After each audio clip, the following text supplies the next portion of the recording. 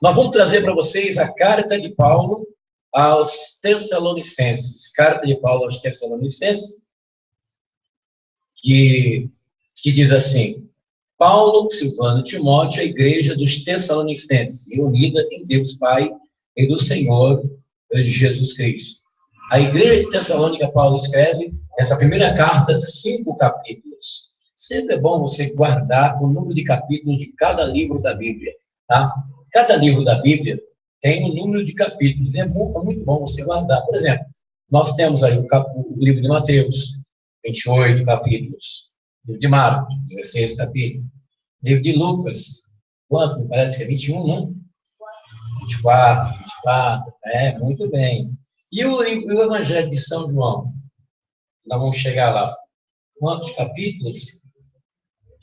21, né? 21, eu confundi aí. 28 São Lucas, né? 21. Então é muito bom você guardar. Ó, e o último livro da Bíblia, 22 capítulos. Primeiro livro da Bíblia, livro de Gênesis. Quantos capítulos? Quantos capítulos tem o livro de Gênesis? Sabe como é que vocês conseguem? Não precisa você estar correndo a Bíblia para saber. É só você chegar aqui no índice. No índice, aqui no início da Bíblia, no índice tem o número de capítulos. Tem o nome do livro e quantos capítulos. Aí você vai dar, de vez em quando, dá uma lidazinha naquilo ali, para você guardar, né? Muito importante isso aí, você guardar em nome de Jesus. E a carta de Paulo aos Tessalonicenses é composto, primeiro, em agradecimentos e fidelidade da igreja.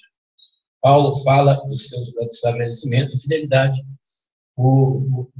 da sua aceitação, né? E segundo, lembranças de como a igreja portou-se com a sua visita.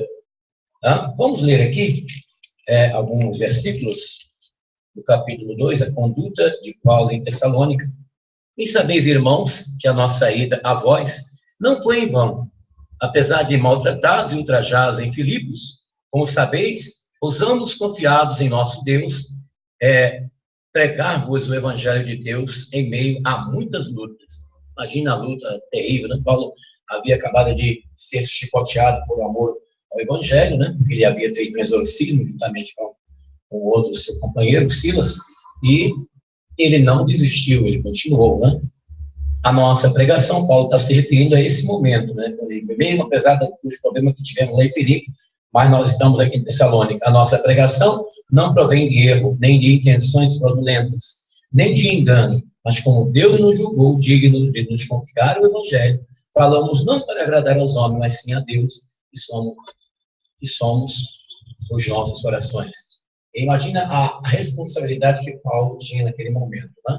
Ele que não havia estado na escola apostólica dos apóstolos de Cristo, mas por revelação direta do Divino Espírito Santo, ele recebeu toda a doutrinação, todo o ensino, toda a inspiração do Espírito Santo para poder instruir essas igrejas que estavam nesses lugares, através dessas cartas, no meio de um paganismo, de um politeísmo, no meio de umas trevas densas, terríveis, e ele, com muita unção do Espírito Santo, ele falava com ousadia a palavra de Deus. Outra coisa importante, Paulo menciona Timóteo, que é o seu filho na fé, tá? Também, ele conclama a igreja para a santidade, a exortação à pureza e à caridade, que aqui é o capítulo 4. No mais, irmãos, aprendeste de nós, de maneira como deveis proceder para agradar a Deus, e não o fazeis, rogando-vos, pois, que exortamos no Senhor Jesus, que progredais sempre mais, pois conheceis os preceitos que os demos da parte do Senhor Jesus. Esta é a vontade de Deus, a vossa santificação, que eviteis a impureza. O que é a santificação, dizer neotestamentário? É o processo de constante abstinência do mal. Ou o processo de constante abstinência do mal. Quem é que faz isso, pessoal? Somente aqueles que seguem a Jesus Cristo. Ele mesmo lá, aqui numa das cartas, ele fala, aparta-te do mal. Paulo sempre instrui. Então, eu estou instruindo aqui a igreja para viver uma vida de santidade, não a vida como os pagãos, né? Cada um de vós passa possuir seu corpo santo e honestamente, sem se deixar levar pelas paixões desenfreadas dos povos pagãos que não conhecem a Deus. Que ninguém nesta matéria oprime nem defraude seu irmão, porque o Senhor faz justiça e todas essas coisas. Quando a pessoa ela é uma nova convertida no Evangelho, ela tem um prazer imenso de ler essas palavras. Essas palavras entram fortemente como uma comida sólida no coração do convertido, da pessoa que tem sede de Deus. Né?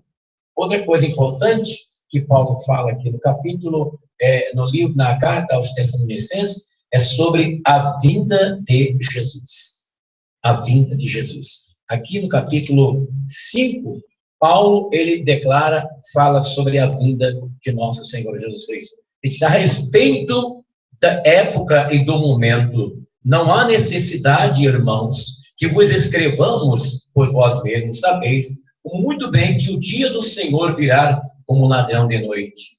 Quando os homens disserem paz e segurança, então repentina lhe sobrevirá a destruição como as dores de uma mulher grávida, e não escaparão.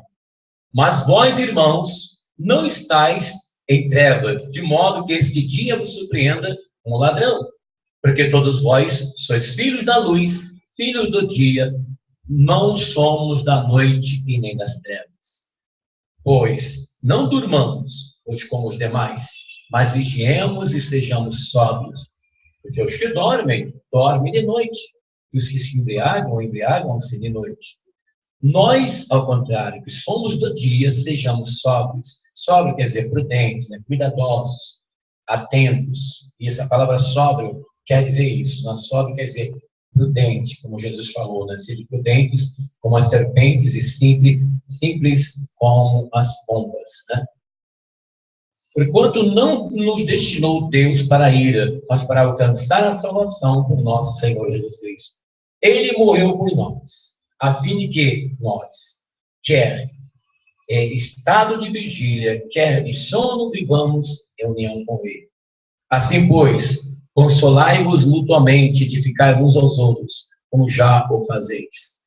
Paulo está falando aqui da vinda de Jesus. Em meio à tribulação, à luta da igreja, mas a igreja tem uma chama no seu coração, a esperança da chegada do Messias, de Jesus Cristo, Filho de Deus, que virá com grande poder e grande glória. Próxima quarta-feira, nós vamos falar sobre a segunda epístola de Paulo aos Tessalonicenses.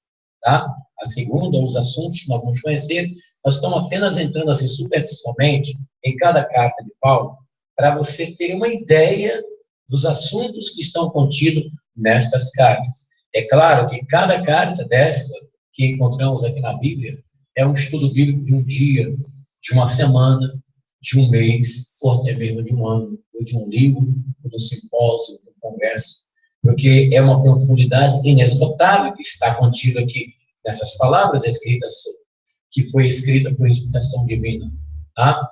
Então, nós estamos apenas sintetizando, dando para vocês uma síntese de cada carta do apóstolo. Mas se nós formos realmente entrarmos profundamente nesses ensinamentos, gente, haja tempo para nós dissecar os assuntos maravilhosos contidos aqui nessas cartas. E nós falaremos na próxima quarta-feira sobre a segunda epístola de Paulo aos Tessalonicenses. Tá bem? Lembrando que na sexta-feira nós realizaremos a 10ª celebração da queima do mal. Nós estamos numa oração ininterrupta a Deus, pedindo a Jesus para que Ele venha queimar o mal na nossa vida, queimar o demônio que persegue o povo de Deus, que persegue essa igreja.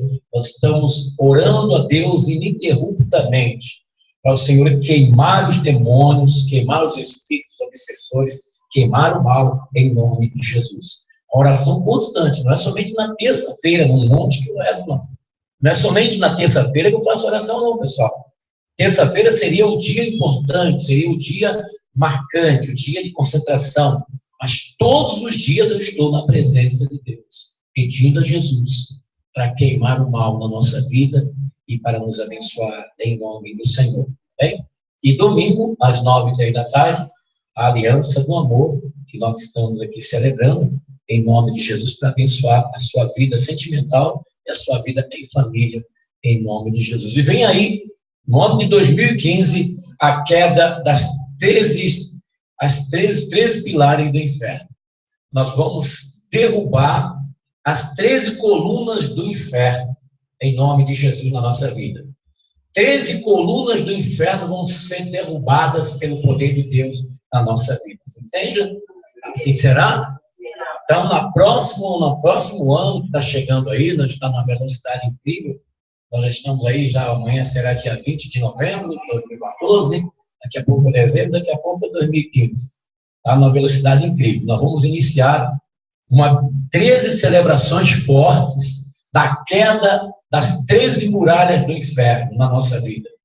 13 muralhas do inferno na nossa vida vão tombar pelo poder de Deus neste ano de 2015.